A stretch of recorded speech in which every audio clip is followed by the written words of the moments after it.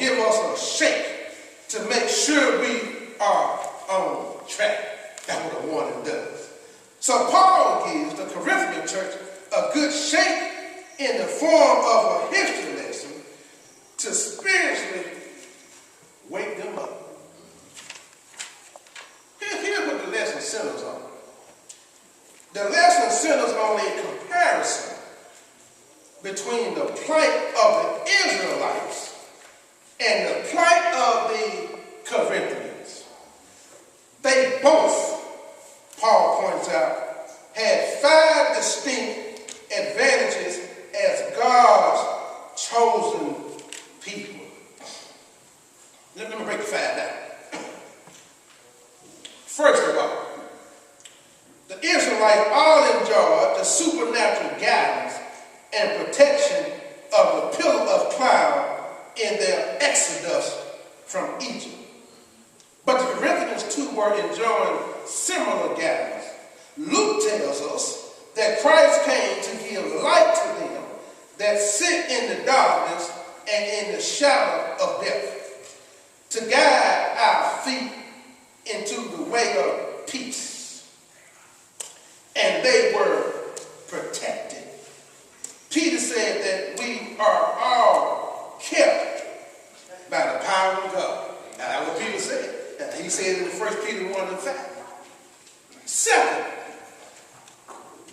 all the Israelites passed through the sea and experienced a miraculous deliverance from those who sought to take their lives.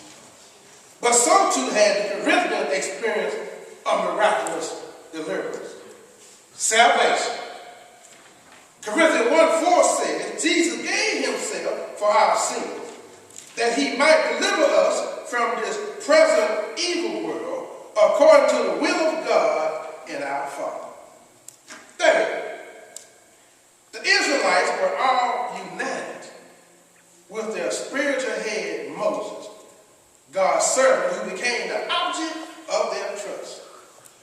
But so too had the Corinthians been baptized into the body of Christ, of which Christ was the head, and in whom they put their trust. Four, the Israelites all enjoyed spiritual food, the supernatural bread called manna that God sent from heaven. But the Corinthians too had eaten bread from heaven.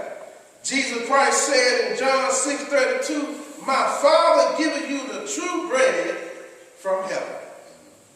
Fifth and finally, the Israelites drank of a spiritual drink in the desert when Moses smote the rock in Horeb. But according to Paul, Jesus Christ was the source of that supernatural water that marked the beginning of their wilderness wandering. And the Corinthians too looked to Christ for their source of supernatural water. Jesus said, whosoever drinketh of the water that I shall give him shall never thirst, but the water that I shall give him shall be in him a well of water springing up into everlasting life. Jesus said. So there you have it. 5 parallel advantages of the Israelites and the church at Corinth. But there was one more similarity, though not an advantage. It was the fact that both had grown too comfortable with their position as God's chosen people. I'm going to put a pin in that right there. They had got comfortable with their position. Comfortable. We'll do just enough for Christ. That's how sometimes we get comfortable. We'll do just enough. We'll give just enough. So I ain't got to give up and nothing else. We'll go just enough so they don't take me off the church girl. I go just enough. I sing every other song so they remember